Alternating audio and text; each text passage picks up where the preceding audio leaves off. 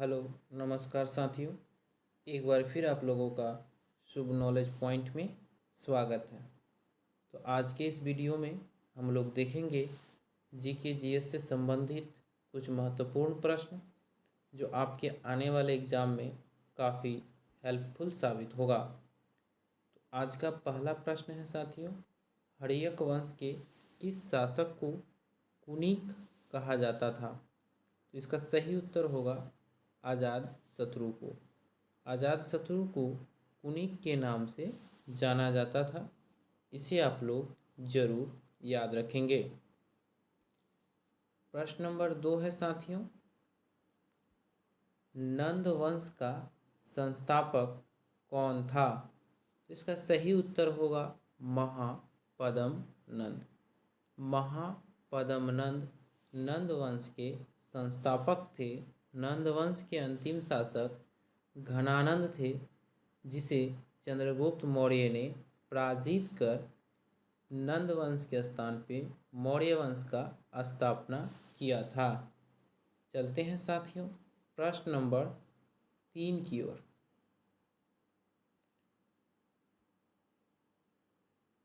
प्रश्न नंबर 3 है साथियों, कनिष्क के शासनकाल में चतुर्थ बौद्ध संगीति कहाँ आयोजित की गई थी? तो इसका सही उत्तर होगा साथियों कुंडलवन, कश्मीर में।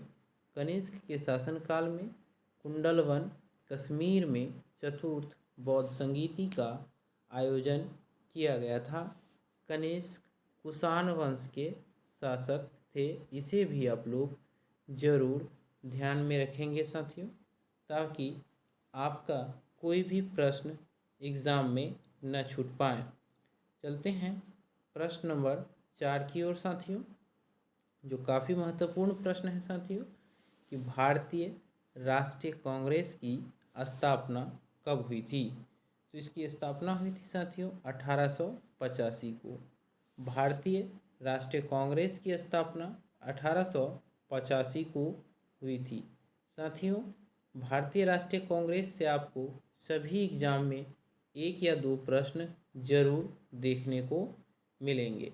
तो भारतीय राष्ट्रीय कांग्रेस की स्थापना 1885 को मुंबई में हुआ था। इसके प्रथम अध्यक्ष व्योमेश चंद्र बनर्जी थे। इसे भी आप लोग जरूर ध्यान में रखेंगे कि 1885 में भारतीय राष्ट्रीय कांग्रेस की स्थापना हुई तथा इसके प्रथम अध्यक्ष व्योमेश चंद्र बनर्जी थे तथा यह मुंबई में स्थापना हुआ था। चलते हैं प्रश्न नंबर 5 की ओर साथियों। प्रश्न नंबर 5 है, भारतीय राष्ट्रीय कांग्रेस की पहली भारतीय महिला अध्यक्ष कौन थी? तो इस प्रश्न का उत्तर होगा साथियों कि भारतीय राष्ट्रीय कांग्रेस की पहली भारतीय महिला अध्यक्ष सरोजिनी नायडू थी। सरोजिनी नायडू पहली भारतीय महिला अध्यक्ष थी तथा एनी बेसेंट भारतीय राष्ट्रीय कांग्रेस की प्रथम महिला अध्यक्ष थी। इसे भी आप लोग ध्यान रखेंगे। यदि आप लोगों को परीक्षा में पूछा जाए कि पहली महिला अध्यक्ष भारतीय राष्ट्रीय कांग्रेस का, तो एनी बेसेंट होगा और प्रथम भारतीय महिला तो सरोजिनी नायडू होगा। इसे भी आप लोग जरूर ध्यान में रखेंगे। तो साथियों, इस प्रश्न का सही उत्तर होगा ऑप्शन नंबर सी। चलते हैं प्रश्न नंबर 6 की ओर। प्रश्न नंबर 6 है दोस्तों, साइमन कमीशन कब भारत आया था? इसका सही उत्तर होगा ऑप्शन नंबर ए 1928 को साइमन कमीशन भारत आया था। 1935 में भारतीय रिजर्व बैंक का स्थापना हुआ था। इसे भी आप लोग जरूर याद रखेंगे। साथियों, भारत में वित्तीय वर्ष 1 अप्रैल से लेके 31 मार्च तक होता है। इसे भी आप लोग जरूर याद रखेंगे कि भारत में वित्तीय वर्ष 1 अप्रैल से 31 मार्च तक होता है। चलते हैं साथियों प्रश्न नंबर 7 की ओर। प्रश्न नंबर 7 है साथियों, आई एम नो मसीहा किसकी आत्मकथा है? तो इसका सही उत्तर होगा सोनू सूद। अभिनेता सोनू सूद की आत्मकथा आई एम नो मसीहा है। इसे भी आप लोग जरूर ध्यान में रखेंगे। चलते हैं साथियों प्रश्न नंबर 8 की ओर। प्रश्न नंबर 8 है साथियों, कोलेरू झील कहाँ स्थित है? तो इसका सही उत्तर होगा साथियों, कोलेरू झील आंध्र प्रदेश में स्थित है। इसे भी आप लोग याद रखेंगे। डल झील कश्मीर में तथा चिल्का झील उड़ीसा राज्य में स्थित है। इसे भी आप लोग जरूर ध्यान में रखेंगे। प्रश्न नंबर 9 है साथियों, सांबर झील किस राज्य में है? तो इसका सही उत्तर होगा साथियों, सांबर झील राजस्थान राज्य में है।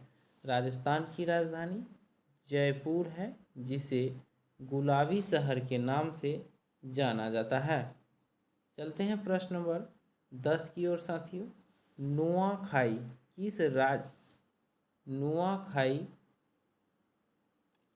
किस राज्य का एक त्यौहार है? तो इसका सही उत्तर होगा साथियों कि नुआखाई उड़ीसा राज्य का एक त्यौहार है। उड़ीसा राज्य की राजधानी भुवनेश्वर है। इसे भी आप लोग याद रखेंगे। 1936 में उड़ीसा बिहार से अलग हुआ था। इसे भी आप लोग जरूर ध्यान में रखेंगे। तो चलते हैं साथियों प्रश्न नंबर 11 की ओर। प्रश्न नंबर 11 है साथियों, निम्नलिखित में से किस ग्रह का घनत्व सबसे कम है? इसका सही उत्तर होगा शनि। शनि ग्रह का घनत्व सबसे कम है। हमारे सौरमंडल में कुल 8 ग्रह हैं। इन 8 ग्रह में से पृथ्वी भी एक ग्रह है, जिसे नीला ग्रह के नाम से जाना जाता है। तो साथियों इसे भी आप लोग जरूर याद रखेंगे। चलते हैं साथियों प्रश्न नंबर 12 की ओर। प्रश्न नंबर 12 है, ईश्वर चंद्र विद्यासागर ने किस पर बल दिया था?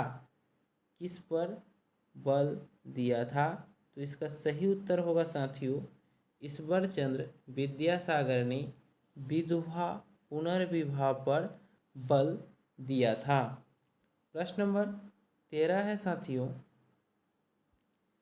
एनीमिया की स्थिति किसकी वजह से उत्पन्न होती है?